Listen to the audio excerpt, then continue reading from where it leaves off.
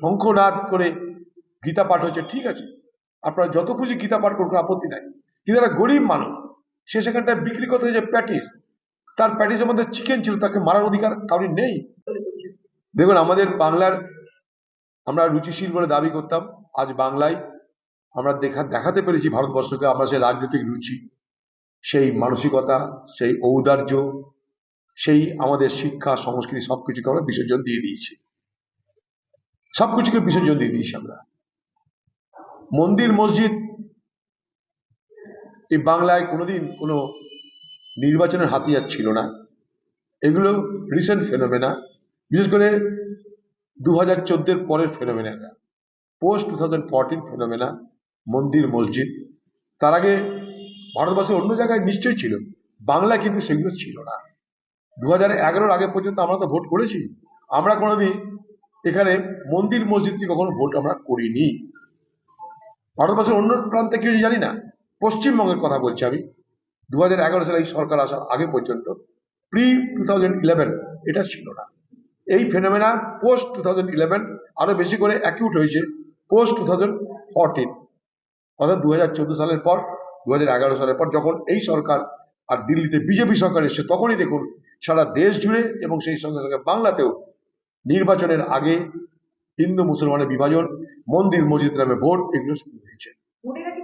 তো স্বাভাবিকভাবেই এটা বাংলার জন্য একটা অশনি সংকেত বলে আমি মনে করি। ভোট আসবে যাবে, কেউ জিতবে কেউ হারবে, কিন্তু সমাজের ক্ষত যদি তৈরি হয়, সেই ক্ষত নিরাময়ের জন্য, সেই ক্ষত সারানোর জন্য কোনো রাজনৈতিক দল কিন্তু আসবে না।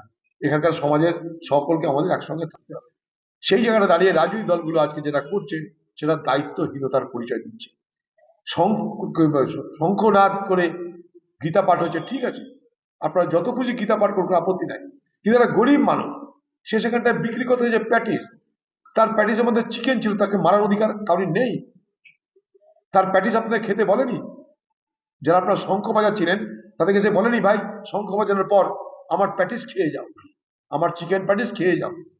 খাদ্য মানুষের নিজস্ব অধিকার, যে যা খুশি মনে করবে কাপ খেতে পারে, কোনো রেস্ট্রিকশন থাকে না এখানটায়। আমাদের একটা মৌলিক অধিকার, মানবিক অধিকার, সবকিছু অধিকার, সব কেড়ে নেবে এরা। গীতা পাঠ কি শিখিয়েছে এগুলো?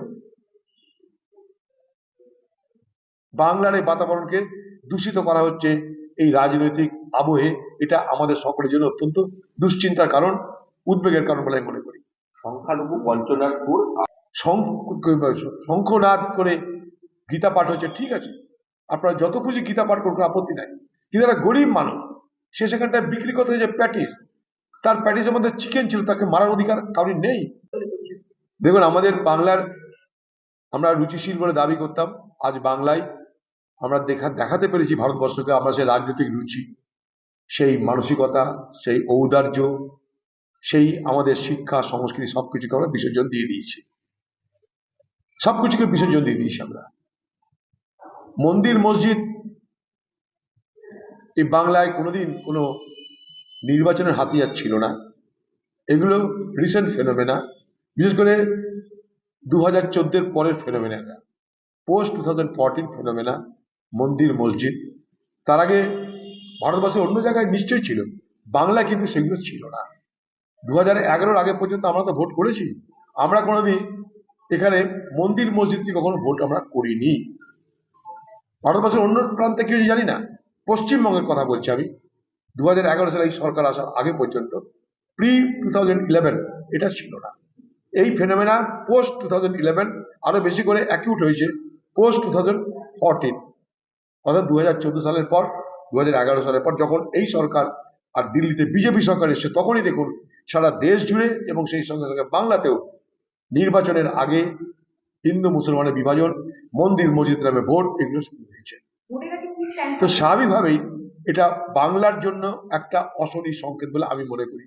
ভোট আসবে যাবে, কেউ জিতবে কেউ হারবে, কিন্তু সমাজের ক্ষত যদি তৈরি হয়, সেই ক্ষত নিরাময়ের জন্য, সেই ক্ষত সারানোর জন্য কোনো রাজনৈতিক দল কিন্তু আসবে না। এখানকার সমাজের সকলকে আমাদের একসঙ্গে থাকতে হবে। সেই জায়গাটা দাঁড়িয়ে রাজনৈতিক দলগুলো আজকে যেটা করছে, সেটা দায়িত্বহীনতার পরিচয় দিচ্ছে। শঙ্খনাদ করে গীতা পাঠ হচ্ছে, ঠিক আছে, আপনারা যত খুশি গীতা পাঠ করুন, আপত্তি নাই। কিন্তু একটা গরিব মানুষ, সে সেখানটায় বিক্রি করতে হয়েছে প্যাটিস, তার প্যাটিসের মধ্যে চিকেন ছিল, তাকে মারার অধিকার কারোর নেই। তার প্যাটিস আপনাদের খেতে বলেনি? যারা আপনার শঙ্খ বাজাচ্ছিলেন তাদেরকে সে বলেনি ভাই শঙ্খ বাজানোর পর আমার প্যাটিস খেয়ে যাও, আমার চিকেন প্যাটিস খেয়ে যাও? খাদ্য মানুষের নিজস্ব অধিকার, যে যা খুশি মনে করবে কাপ খেতে পারে, কোনো রেস্ট্রিকশন থাকে না এখানটাই। আমাদের একটা মৌলিক অধিকার, মানবিক অধিকার, সবকিছু অধিকার, সব কেড়ে নেবে এরা। গীতা পাঠ কি শিখিয়েছে এগুলো? বাংলার এই বাতাবরণকে দূষিত করা হচ্ছে এই রাজনৈতিক আবহে।